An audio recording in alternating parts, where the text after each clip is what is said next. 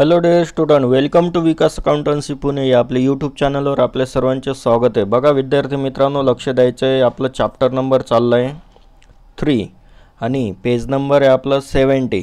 किती 70। ओके, तर लक्षात घ्यायचं आहे 70 पेज नंबरवरचा प्रॉब्लेम नंबर चालला आहे उदाहरण नंबर 4। याच्या अगोदर मी 3 नंबरचं घेतलं होतं, बेसिक होतं, बऱ्यापैकी होतं, चांगलं होतं। यामध्ये थोडेसे चेंजेस आहेत, त्यामुळे थोडंसं लक्ष देऊन तुम्हाला ह्या गोष्टी बघाव्या लागतील। आणि हा लेक्चर तुम्ही आडवा मोबाईल करून बघायचा आहे आणि जरा क्वालिटी वाढवा, त्याशिवाय तुम्हाला दिसणार नाही। ओके, तर या ठिकाणी कोणाचं अकाउंट आहे? श्रीदेवी मेडिकल। मग या ठिकाणी काय लिहिणार? श्रीदेवी मेडिकल। इथे सर्वांनी लिहा श्रीदेवी मेडिकल स्टोअर्सचे रोजकीर्द। इथे लिहून घ्या, मी काय लिहित नाही, ची रोजकीर्द। ओके, रोजकीर्द। त्यानंतर इथे काय लिहितो? तारीख। तुम्ही लिहून घ्या इथे पूर्ण याच्यात। त्यानंतर इकडे काय लिहितो? तपशील। इथे लिहून घ्या तुम्ही। नंतर इथे येते खाते पान।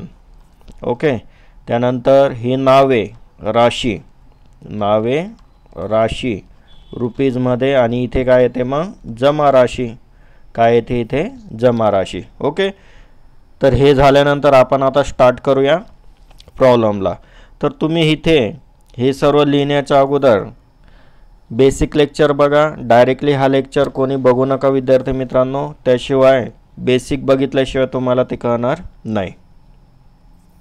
19, मग या ठिकाणी काय लिहिणार? 2019 ऑगस्ट। कुठला महिना आहे? ऑगस्ट। मग या ठिकाणी लिहायचं ऑगस्ट, आणि काय तारीख आहे? ऑगस्टची 1 तारीख। काय बघा 1 तारखेचं, व्यवस्थित लक्ष द्या। उजव्या साईडला मी प्रॉब्लेम दिलेला आहे। श्रीदेवी यांनी स्वतःचे रोख 90,000, मालसाठा 40,000, यंत्र 70,000 किमतीचे आणि कोनिकाकडून 50,000 उसने वार्षिक 12% दराने घेऊन व्यवसायात सुरुवात केली।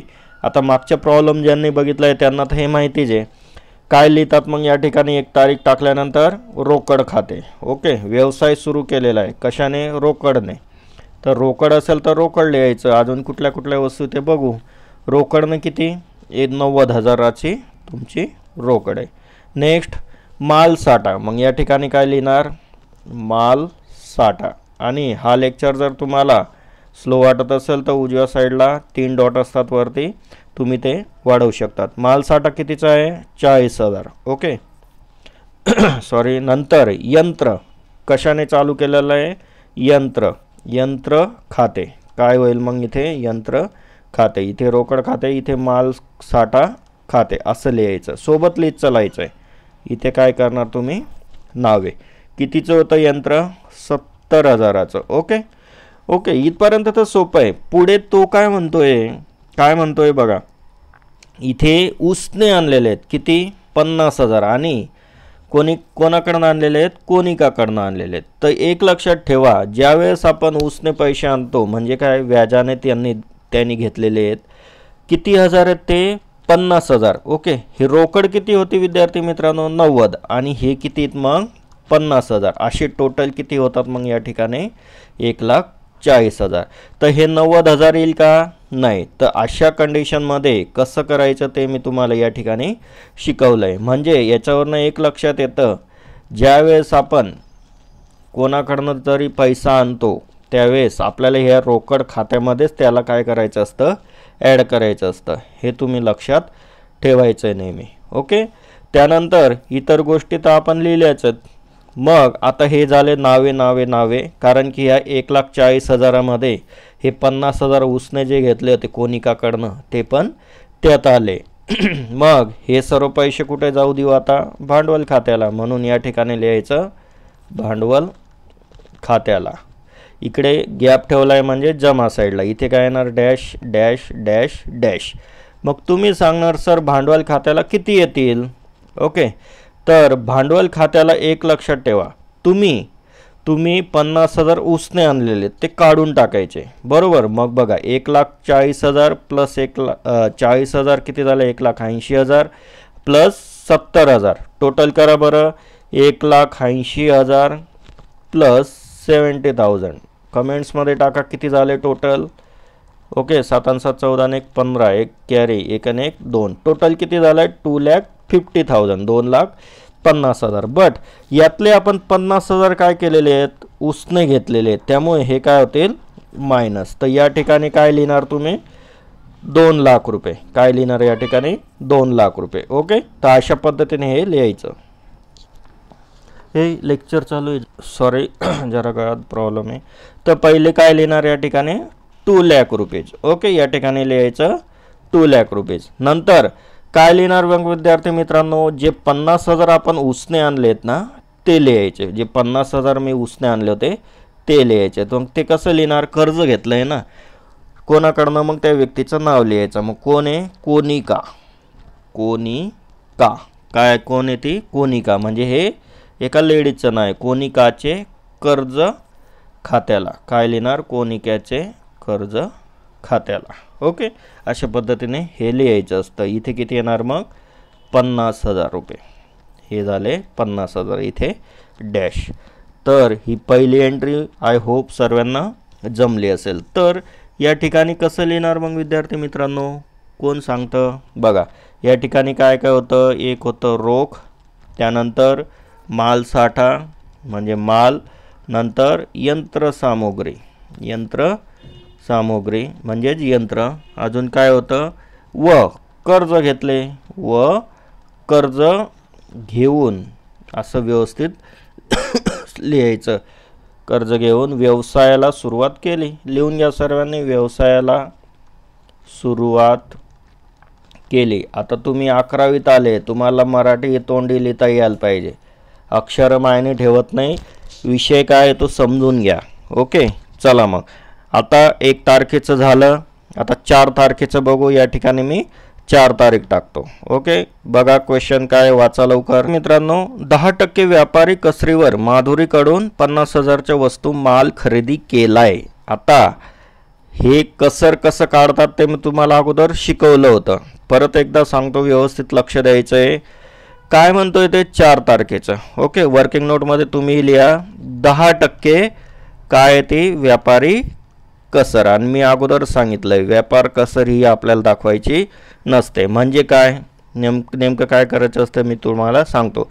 आता किती हजाराचा माल आहे, खरेदी केला आहे म्हणजे काय, आपल्याकडे माल आलेला आहे, गुणिले 10% आणि टक्केवारी काढण्यासाठी भागिले 100. मी मागच्या लेक्चरमध्ये बोललो होतो, ज्यावेळेस 10% येतं ना तर त्यावेळेस डायरेक्टली उत्तर काय असतं आपलं, काय असतं 1 शून्य कमी लिहायचा. हे बघा, हे डायरेक्टली काय आलं तुमचं उत्तर. म्हणजे या ठिकाणी किती तुमचं 50,000. तर हे 1 शून्य कट झाल्यावर आपलं काय राहतं उत्तर 5,000 रुपये. ओके, ही झाली तुमची व्यापारी कसर. मग टोटल होती 50,000ची आणि व्यापार कसर मिळाली 5,000ची. एकूण 5,000 कमी झाले. म्हणजेच 5,000, 50,000तनं 5,000 गेले, किती राहिले विद्यार्थी मित्रांनो 45,000, 45,000 रुपये. अशा पद्धतीने ह्या गोष्टी तुम्हाला पण जमायला पाहिजेत. क्लिअर इथपर्यंत. मग या ठिकाणी बघा 4 तारखेचं काय लिहिणार मग, माल खरेदी केला आहे. काय आलेलं आहे तुमच्याकडे, माल खरेदी केलेला आहे म्हणजे माल आलेला आहे. ओके, तर जे आलं आहे त्याला पहिले नावे करा म्हणजे डेबिट करा. खरेदी खाते काय करणार इथे, नावे, खरेदी खाते. ओके, मग या ठिकाणी काय केलेलं आहे, माधुरीचं नाव दिलेलं आहे. म्हणजेच काय, माधुरीचं नाव देण्यामागचा हेतू हाच आहे की तो उधारीने झालेला आहे व्यवहार. म्हणून इथे लिहिणार मग माधुरीच्या काय लिहिणार खात्याला, माधुरीच्या खात्याला. ओके, तर आपलं उत्तर किती आलं होतं 45,000. इकडे डॅश, इकडे डॅश आणि इकडे काय लिहिणार 45,000. तर या ठिकाणी कुठे व्यापारी कसर दाखवली का मी, नाही. तर मी काय केलं, डायरेक्टली 45,000 लिहून टाकले. कुठेही नावे किंवा जमा साईडला मी ते लिहिलेले नाहीत 5,000 रुपये. म्हणजेच काय न दाखवलेलं नाही, त्याचा अर्थ हा होतो. तर या ठिकाणी कशाबद्दल हे ट्रान्झॅक्शन ते लिहून घेऊ. मग या ठिकाणी लिहायचं 10%. इथे पूर्ण लिहा तुम्ही, व्यापारी कसरीवर. ओके, हे तुम्ही पूर्ण लिहायचं. 10% व्यापारी कसरीवर कोणाकडनं माल आणला मी, माधुरीकडून. कोणाकडून, माधुरीकडून. कसली, वस्तूंची खरेदी केलेली, वस्तूंची खरेदी केली म्हणजेच वस्तूंची खरेदी केल्याबद्दल. किती सोपं आहे. ओके, तर हे 4 तारखेचं आपलं झालं आहे. आता पुढे जाऊयात. फक्त लेक्चर बघू नका, लेक्चर जरा फॉरवर्ड करा. ओके, आणि फॉरवर्ड केल्यानंतर जो लेक्चर बघताय तो लाईक करत चला. 4 तारीख झाली. आता बघूया आपण 6 तारीख. नमुन्याप्रमाणे माल नसल्यामुळे 450चा माधुरीला परत केला. बघा, या ठिकाणी माल आणलेला आहे, बट त्याच्यातला काही माल काय करतोय, या ठिकाणी आपण परत करतोय. कोणाकडनं आणला होता माल? माधुरीला. माधुरीलाच परत करावं लागेल ना. तर ज्यावेळेस आपण माल आणतोय आणि माल हा परत करतोय, तर काय होतं, ते उलटी एंट्री होऊन जाते. म्हणजे इथे काय, माधुरी जमा साईडला, तर ती नाव येईल. म्हणून माधुरी काय लिहिणार तिथे? माधुरीचे खाते. काय लिहिणार इथे? माधुरीचे खाते नावे करावं लागेल. ओके, नंतर काय झालेलं आहे, माल, काही माल परत करतोय आपण. म्हणजेच काय, खरेदी केलेला माल काय करतोय, परत करतोय. म्हणजेच इथे लिहिणार खरेदी परत खात्याला. खरेदी परत खात्याला. ओके, कितीचा माल आहे? फक्त 450. इकडे डॅश, इकडे डॅश, आणि इथे काय लिहिणार? 450. मग नॅरेशन काय करणार? माधुरीला वस्तू परत केलेत. म्हणून या ठिकाणी काय लिहिणार? माधुरीला. लिहा, सोबत लिहायचंय. वस्तू नुसतं बघत नका बसू, सोबत लिहायचे. वस्तू परत केल्याबद्दल. नाहीतर तुम्ही म्हणणार अगोदर लेक्चर समजून घेऊ मग लिहित बसू. तसं उलटं कामं करायचं नाही विद्यार्थी मित्रांनो. आलं का लक्षात? ओके. सॉरी. चला, 6 तारखेचं आहे. नेक्स्ट स्लाईडवर घेतो मी. तुम्ही कंटिन्यू करा, तुमच्याकडे पेज अवेलेबल असेल. ओके, झालं का 6 तारीख. आता बघूया 8 तारीख. 10% व्यापारी कसरीवर किरणला 80,000च्या किमतीच्या वस्तू विकल्या. काय केलेलं आहे? विकल्या. आणि तिच्याकडून 5% रोख कसर वजा करून रोख मिळाले. बघा, थोडंसं कन्फ्यूज होण्यासारखं आहे, बट ते एवढं पण कठीण नाही. काय होतं आहे बघा, या ठिकाणी होतं काय 8 तारखेचं समजून या. इथे एक्सप्लेन करतो हां अगोदर, किंवा मी तुम्हाला अगोदर याच्यावर नेतो, वर्किंग नोटमध्ये एक्सप्लेन करून दाखवतो. किती तारखेचं आहे?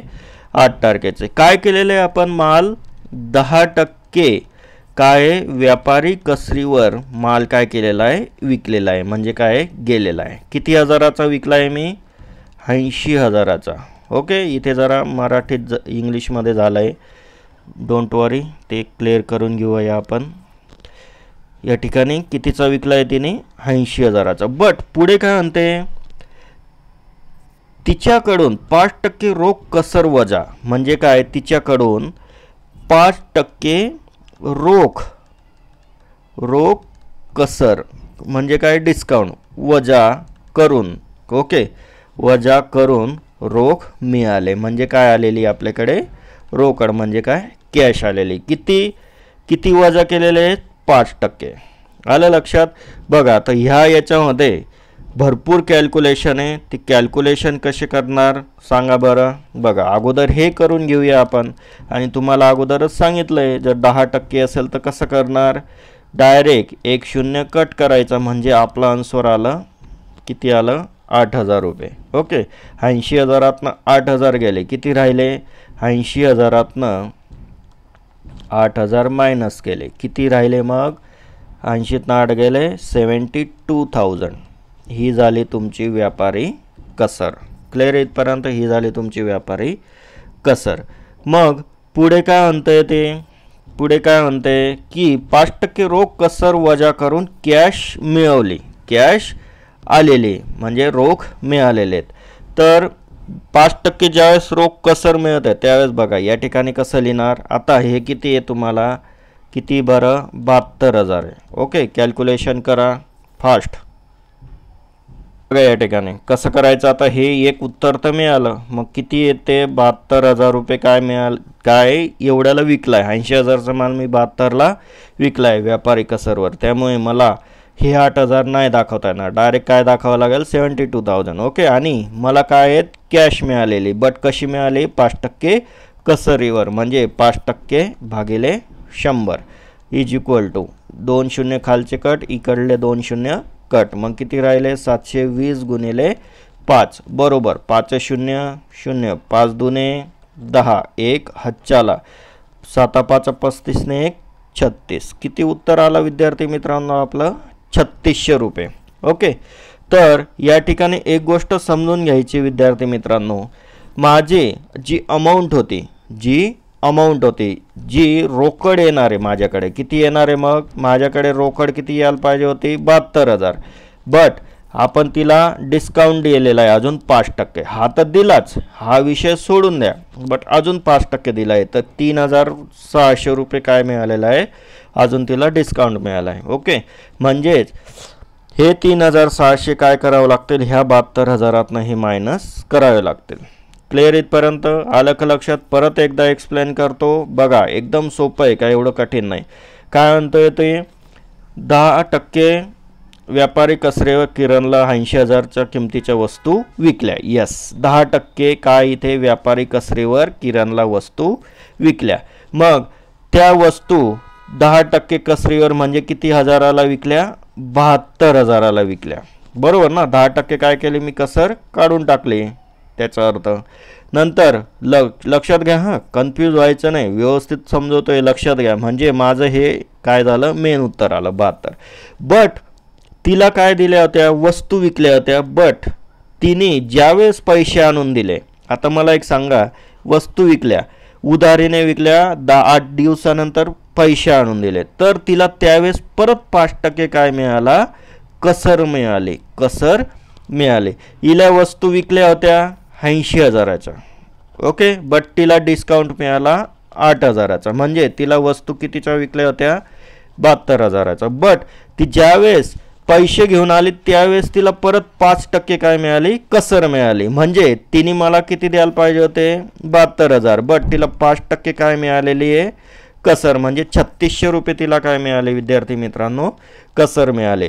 तर ज्यावेळेस 3600 रुपये कसर मिळाले, याचा अर्थ काय झाला, माझ्याकडे तेवढे पैसे काय होतील, कमी येतील. तर मग किती कमी येतील, 3600 रुपये. या ठिकाणी लिहून घ्या, 3600 वजा 2 शून्य, शून्यातनं 6 गेले म्हणजे 10तनं 6 गेले 4, 12तनं 4 गेले 8 आणि 7तनं गेले 6. म्हणजे माझं आलं फायनल आन्सर किती आलं, 68,400. बघा, हे एक आन्सर, हे सेकंड आन्सर आणि हे थर्ड आन्सर. तर अशा वेळेस काय करायचं ते लक्षात घ्या, कन्फ्यूज व्हायचं नाही. तुम्हाला एकदम व्यवस्थित शिकवतोय, कॉन्सन्ट्रेशनने लक्ष द्यायचं आहे, त्याशिवाय तुम्हाला ते हे कळणार नाही 8 तारखेचं. ओके, तर उधारीवर माल दिलेला आहे, तर काय करतो आपण, उधारीने जर माल दिलेला असेल, यामध्ये 2 एंट्री आहेत, एक माल पण गेलेला आणि कॅश पण आलेली.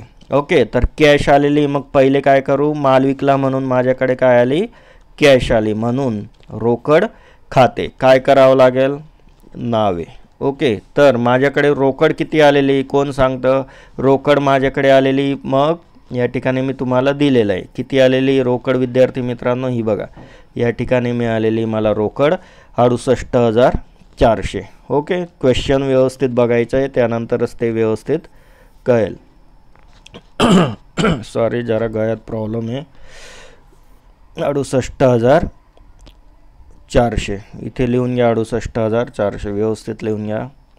आणि व्हिडिओ स्लो होत असेल तर तुम्हाला मी सांगितलं जे. ओके, नंतर बघा मी काय दिलेली, कसर ही जर आपण ज्यावेळेस देतो त्यावेळेस आपला काय असतो, लॉस असतो. मी भरपूर वेळेस तुम्हाला सांगितलं आहे. ओके, तर 68,400 प्लस 3,000 किती होता, कसर दिलेली किती होती, 5% सांगा, 3,600. बघा, आपल्याला किती मिळणार होते, 72,000. ओके, बट 5% काय दिली, त्याला डिस्काउंट दिला, म्हणून आपल्याला किती मिळाले, फक्त 68,400. मग कसर दिली म्हणजे माझा काय झाला, लॉस, म्हणून मी कुठे टाकला आहे ते, नावे साईडला. ही गोष्ट तुम्ही व्यवस्थित लक्षात फिट करून घ्या आपल्या माइंडमध्ये. ओके, मग पुढे काय करणार, विक्री केलेली आहे ना, मग काय लिहिणार इथे, विक्री खात्याला. किती सोपं आहे बरं, विक्री खात्याला. मग यांची ज्यावेळेस तुम्ही प्लस करणार त्यावेळेस किती येणार इथे, 72 1000 एवढं सोपं आहे विद्यार्थी मित्रांनो. ओके, तर कशाबद्दल काय झालं या ठिकाणी 10% कसरीवर, मग लिहा इथे 10% व्यापारी कसरीवर काय दिलेलं आहे, माल विकलाय. ओके, म्हणजेच काय करू मी, वस्तूंची विक्री केली, विक्री व नंतर काय झालेलं आहे 5% काय केलेलं आहे, रोख कसर. म्हणजे काय, रोख आणली त्यावेळेस कसर दिले, 5% रोख कसर व रक्कम दिल्या पालतला, व रक्कम दिल्या बद्दल. एवढं सोपं आहे. ओके, लिहून घ्या इथे कशाबद्दल आहे, 10% व्यापारी कसरीवर व वस्तूंची विक्री, 10% व्यापारी कसरीवर वस्तूंची विक्री केली, इथे शब्द टाकून द्या, केली, व 5% रोख कसर व रक्कम दिल्याबद्दल. एवढं सोपं आहे. जे तिथे दिलं आहे ना तेच आपल्याला सर्व त्या ठिकाणी लिहायचं असतं, काही फरक नाही. झालं 8 तारखेचं. चलो, जे महत्त्वाचं होतं ते मी रेड पेनने तुम्हाला लिहून दिलेलं आहे. ओके, तर तुम्ही तो पेन चेंज करा किंवा लक्षात राहण्यासाठी स्टार करा. पुढे 13 तारखेचं भाडे दिले.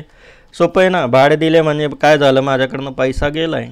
ओके, आणि भाडे हे काय असतो, आपला एक्सपेन्स असतो, म्हणजे काय खर्च असतो. म्हणून या ठिकाणी येणार भाडे खाते, नावे, लॉस असतो आपले भाडे दिले का. भाडे कशाच्या स्वरूपात देतो, कॅशच्या स्वरूपात, म्हणजे रोकड खाते जमा. किती हजार दिलेलं आहे भाडे, 4000 रुपये. या ठिकाणी डॅश, या ठिकाणी डॅश, या ठिकाणी 4000. इथे तुम्ही आता लिहून घ्यायचं कशाबद्दल, भाडे दिल्याबद्दल. एवढं सोपं आहे. ओके, सॉरी जरा सर्दी आली विद्यार्थी मित्रांनो, बट तुमच्यासाठी कोणी मेहनत घेत आहे ना त्याचा मोबदला म्हणून लाईक करा, शेअर करा, सबस्क्राईब करा. मेन म्हणजे शेअर पण करा तुमच्या मित्रमैत्रिणींना, त्यांना बघू द्या, त्यांना कळू द्या. अकाउंट हा विषय सोपा असतो. चला 17 तारखेचं बघा, बजाज लिमिटेड करून 28% GST. यस, हे पण नवीन आहे. जरा बघू, काढलं आहे आपण GST. 28% GST म्हणजे काय, 14% इकडे आणि 14% येणार इकडे. ओके, इकडे 14% आणि इकडे 14%. मग या ठिकाणी 14%, या ठिकाणी 14%. मला एक सांगा, 14% मी का केलं, कमेंट्समध्ये टाका. 1 लाखची यंत्रसामुग्री खरेदी करून डेबिट कार्डने रक्कम दिली. डेबिट कार्ड म्हणजे काय, बँकेचा संबंध आला. ओके, तर अगोदर आपल्याला काय करावं लागेल, GST काढावी लागेल, म्हणजे कॅल्क्युलेशन करावं लागेल. म्हणजेच माझं 17 तारखेचं चाललं आहे काय, 28% काय GST. मग याचे 2 भाग करायचे, एक असतं CGST आणि एक असतं SGST. याच्या अगोदरचं लेक्चर बघा, SGST म्हणजे काय आणि CGST म्हणजे काय, सेंट्रल लेवल आणि स्टेट लेवल. 14% कितीचं आहे माल, 1 लाखाची यंत्रसामुग्री खरेदी केली म्हणजे आलेलं आहे. ओके, तर आणि पैसा कसा केलेला आहे, इथे काय आलेलं आहे, यंत्र आलेलं आहे ना, आपल्याकडनं काय गेलेली आहे, कॅश गेलेली म्हणजे पैसा गेलेला आहे. पण त्यासोबत काय गेलेलं आहे, GST गेलेली. तर अशा वेळेस काय करायचं बघा, टोटल कितीची होती, 1 लाखाची यंत्रसामुग्री होती, गुणिले 28% नाही करायचं, जी छोटी अमाऊंट आहे ती करायची, इथे लिहायचं 14% आणि भागिले काय करणार 100. मग इकडले हे 2 शून्य कट केले, इकडले हे 2 शून्य कट केले, इथे काय उरले 1000 आणि इथे काय उरले 14. मग या ठिकाणी 14चा पाडा तर येणारच सर्वांना. अशा 14 0 0 14 0 0 14 0 0 14 1 14 म्हणजे माझा आन्सर किती आलं 14000. तर या ठिकाणी बघा, हे काय आहे तुमचं 14%, हे काय आहे तुमचं 14%. मग एकूण किती विद्यार्थी मित्रांनो 28%. ओके, मग बघा अशा वेळेस काय करायचं, एक काढलं गेलं ना आन्सर तर बरोबर बाकीच्या गोष्टी पण जमायला लागतात. ओके, तर किती तारखेचं होतं हे 17 तारखेचं. चलो फिर यहाँ पे लिख लेंगे हम क्या है उसका सब कॅल्क्युलेशन. हे तर कळलं, मी काय केलेली वस्तू खरेदी केली आहे आणि डेबिट कार्डने काय केलेलं आहे, मी पेमेंट केलेलं आहे 17 तारखेचं. मग इथे 17 तारीख टाकली, वस्तू काय आहे? यंत्र आहे, म्हणून या ठिकाणी माझ्याकडे काय येतं आहे? यंत्र येतं आहे, म्हणून या ठिकाणी लिहायचं यंत्र खाते काय करावं लागेल? नावे. बट त्याला 28% GST आहे. मग आपल्याला माहिती आहे ज्यावेळेस आपण कोणतीही वस्तू आणतो त्याला काय द्यावं लागतं? इनपुट. म्हणून या ठिकाणी लिहायचं इनपुट. काय लिहिणार? बोला. पहिले येणार CGST खाते, इनपुट CGST खाते नावे.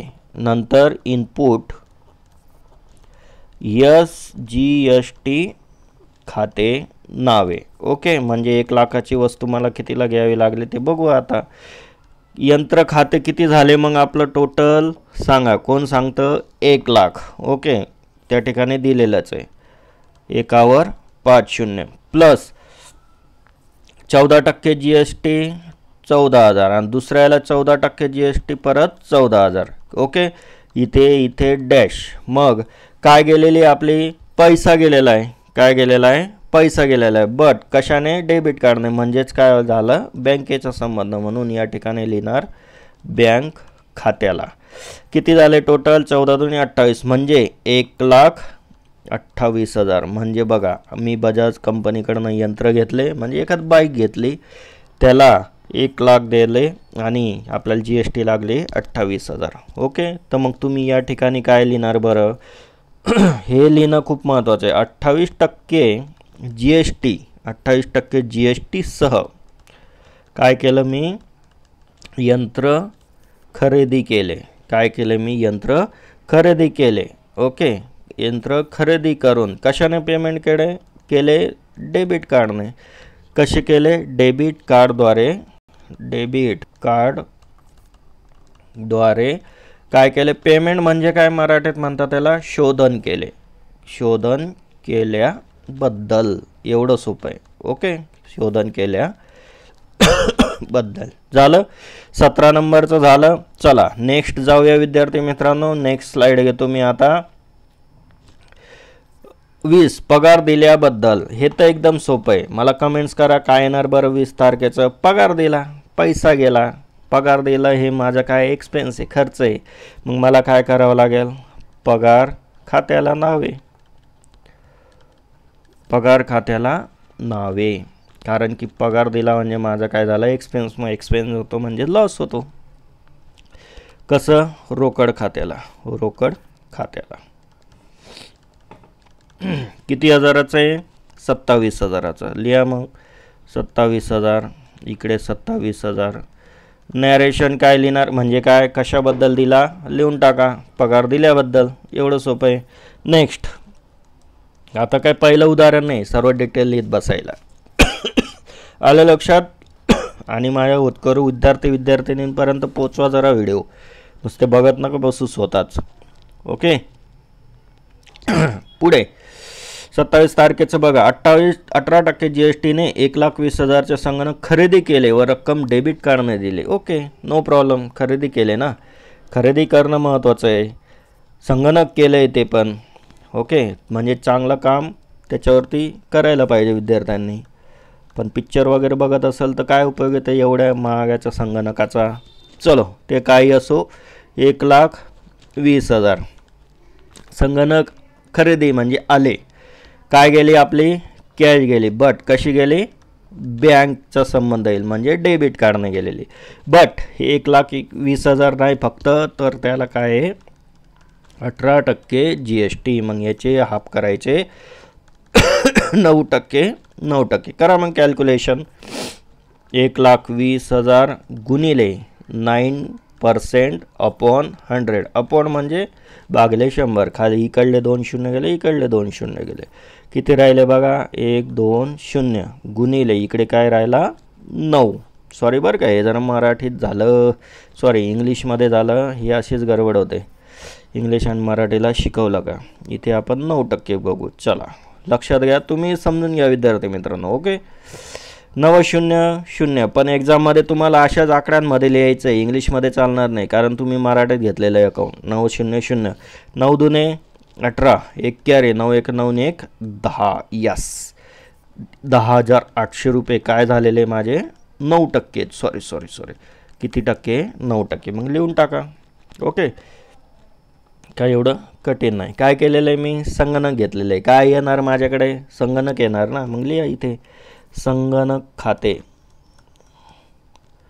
संगणक खाते नाव आहे. मग ज्यावेळेस आपण एखादी वस्तू आणतो आणि त्याला GST पेड करतो त्यावेळेस इनपुट ची GST लागेल. तर तुमच्या माहितीसाठी इथे 9% असं टाकून घ्या, म्हणजे तुम्हाला कन्फ्यूज होणार नाही. नावे इनपुट GST 9%. गळ्याला काय कोरडापणा येतो सॉरी बरं का विद्यार्थी मित्रांनो, जास्त जोराने ओरडलं जातं आहे का असं वाटत असेल तर कमेंट्स करा, थोडा आवाज हळू करतो. बघा 1,20,000चा मग लिहून घ्या या ठिकाणी. ओके, 1,20,000. मग इनपुट GST 9% किती काढले होते आपण? सांगा लवकर, कमेंट्समध्ये टाका. किती होते? हो कितीचे होते? 10,800. Okay, no problem. चला मग 10,800 10,800 लिहून घ्या सर्वांनी. 10,800 आणि इथे येणार 10,800. ओके, इथे डॅश, इथे डॅश, इथे डॅश. काय गेलेली माझ्याकडनं? रोकड. बट कशी गेलेली आहे? Paid to debit card means इथे येणार बँक खात्याला. काय लिहिणार? बँक खात्याला. ओके, हिशोब करा. 21 + 10 = 20. 1 40, 8 2 16. 1 40, 1 40, 1 41, 1 41,600. बरोबर, 1,41,600. जरा हिशोब वगैरे करत जावा विद्यार्थी मित्रांनो. तोंडी आलं का लक्षात? प्रत्येक वेळेस लगेच घेतली पेन आणि करत बसले हिशोब, टाईम पुरत नाही अकाउंटला. GST सह काय केलं मी खरेदी? संगणक किंवा लॅपटॉप. संगणक खरेदी केले व धनादेशाद्वारे. कशाद्वारे? धनादेश दिल्याबद्दल. धनादेश काही ते डेबिट कार्डने रक्कम दिली. ओके, डेबिट कार्डने ज्यावेळेस आपण रक्कम देतो त्यावेळेस काय लिहिलं होतं मागच्या वेळेस? कोण सांगतं? मागच्या वेळेस काय लिहिलं होतं? बँक खात्याला. पण ते काय केलेलं होतं आपण? शोधन केल्याबद्दल, डेबिट कार्डद्वारे शोधन केल्याबद्दल असंही तुम्ही लिहू शकतात किंवा धनादेशाद्वारे लिहिलं तरी चालेल. ओके, खरेदी केले व धनादेशाद्वारे किंवा काय लिहिणार? डेबिट कार्डद्वारे असंही लिहू शकतात. ओके, तुम्ही पूर्ण लिहायचं. कार्डद्वारे काय केलेलं आहे मी? शोधन केल्याबद्दल म्हणजे काय? पेमेंट दिल्याबद्दल असं त्याचा अर्थ होतो. ओके, 27 तारीख झाले. हे तुम्ही बद्दल जे आहे ना तुम्ही तुमच्या मनाचं लिहू शकतात, फक्त क्वेश्चनप्रमाणे ते यायला पाहिजे. क्वेश्चन वाचायचं आणि त्याप्रमाणे तुम्हाला ती भाषा शिकावी लागेल. ओके, तसं मी सांगतो जे तुम्हाला काय लिहायचं तुम्ही ते लिहून घेत चला. मी काय त्याच्यावर जास्त फोकस करणार नाही, कारण की IMP हे IMP. ओके, हे महत्त्वाचं आहे. नेक्स्ट, खाजगी उपयोगाकरता बँकेतून 10,000 काढले. खाजगी उपयोग. आता मी मागच्या लेक्चरलाच बोललो होतो, खाजगी उपयोग म्हणजे काय? उचल करायचे. उचल केले मी, उचल खाते करायचं आहे. हे पाठच करून घ्यायचं. ओके, उचल केले.